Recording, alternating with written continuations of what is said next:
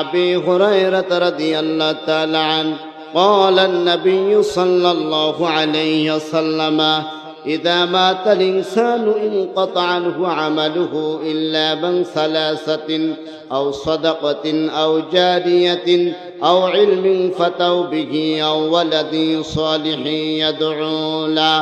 وقال تعالى في شان حبيبه إن الله وملائكته يصلون على النبي يا أيها الذين آمنوا صلوا عليه وسلموا تسليما. محبت الشهيد পড়েন اللهم صل على محمد وعلى آل محمد.